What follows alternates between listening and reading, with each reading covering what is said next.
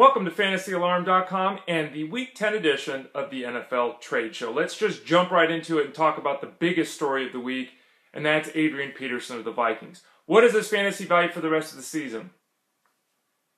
I don't know. I really don't know, and that's part of the problem with Adrian Peterson. Here's what we've got going on. Settled the case off the field.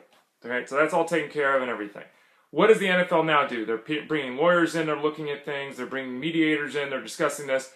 There should be a resolution at some point this week, next week. So I would say within a week we'll know the outcome here. Now here's the issue with Adrian Peterson in the NFL. It's a PR thing. You know, they've got all this bad PR. There's drugs in the NFL. There's steroids in the NFL. There's alcohol abuse in the NFL. There's spousal abuse in the NFL. And now there's child endangerment issues in the NFL. And the public relations nightmare that has descended upon the NFL might necessitate them doing something here that, you know, maybe doesn't make sense. I'll say this. The NFL may or may not reinstate Adrian Peterson. The Vikings may or may not accept him back. There's always the possibility that he gets reinstated and the Vikings say, stay home, we don't want to play you. You know, we're going to leave you, we'll pay you, but go do whatever you're going to do away from us. And there's also the option of him returning and not skipping a beat. If he's available on the waiver wire, you add him. Okay? I mean, you got to take that shot. At this point, there's no one else out there who you could potentially add who could be the MVP of fantasy football the rest of the way. Okay? But deplorable human being, if I was the Vikings owner, I wouldn't let him play. If I was the NFL, I wouldn't let him play. You know, morality-wise, there's no defending what he did. But fantasy-wise, if you want to add him and he's available, go for it with the understanding that, again, 50-50 for me, whether he returns to the fantasy field or not in 2014. Matt Ryan. Everyone hates Matt Ryan. I understand. Matt Ryan's production is slowed of late. Julio Jones' production has slowed of late. There are 47 injuries on the offensive line, which is hard to do when you don't have that many players on the offensive line, with the Falcons. All kinds of concern. But let's drop some knowledge here, okay? To this point of the season, and we're halfway through in terms of the games played by the Falcons, Matt Ryan's on pace for 4,600 yards and 30 touchdowns. You know what his average was the last 2 years? 4,600 yards and 30 touchdowns.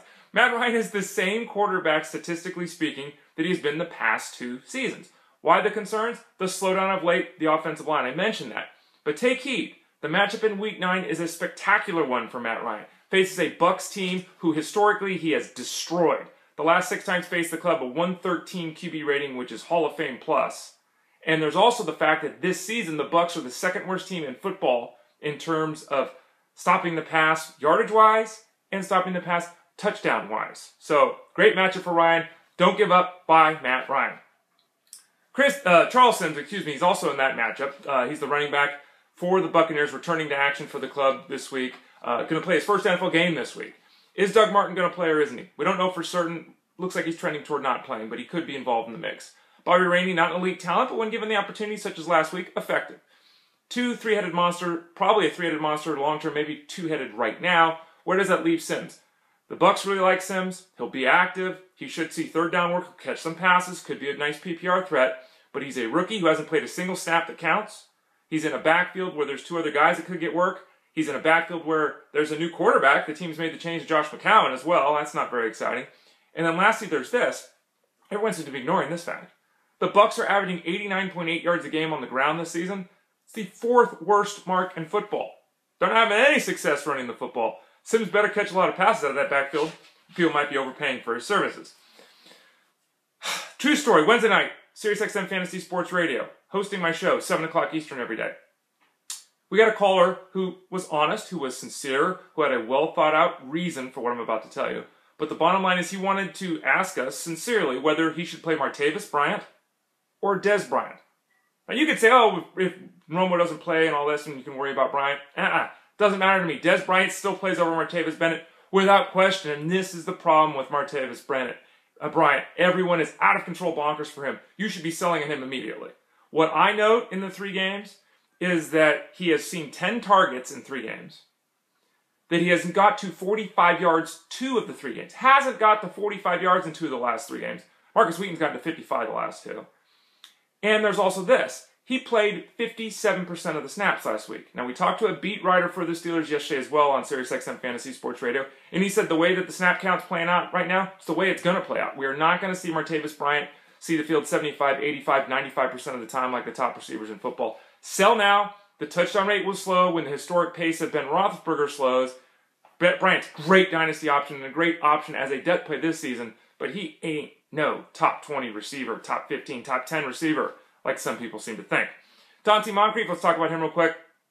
Same thing. Told you, folks. Told you. I own Donte Moncrief in a 16-team keeper league, a dynasty scenario, actually. 45 players on a squad. I'm great with that. I love that. Moncrief didn't show up last week. The return of Reggie Wayne really dinged Moncrief. It's what I told you would happen. 12 targets in Week 8 for Moncrief. 1 target in Week 9 for Moncrief. 1 target. He disappeared. Not just that, we all thought he was past Hakeem Nicks. Well, he wasn't in Week 8, folks. In Week 9, Donte Moncrief, getting my rookies mixed up, Donte Moncrief didn't see the field until late in the game when they were playing catch-up. Through the first 42 minutes of action in that Colts game, he saw 9 snaps. Back to the drawing board with Moncrief? Yeah, can't be trusting rookie wide receivers, certainly ones that are the 3rd, 4th, 5th options on their team, even in an offense as great as the Colts. And then finally, Wes Welker. I say you buy Wes Welker. Why? Because his cost is going to be minuscule right now. Everyone in that offense with the Broncos is getting things done, except Wes Welker. Averaging 5 targets this season, he's averaged 6 catches a game for his career.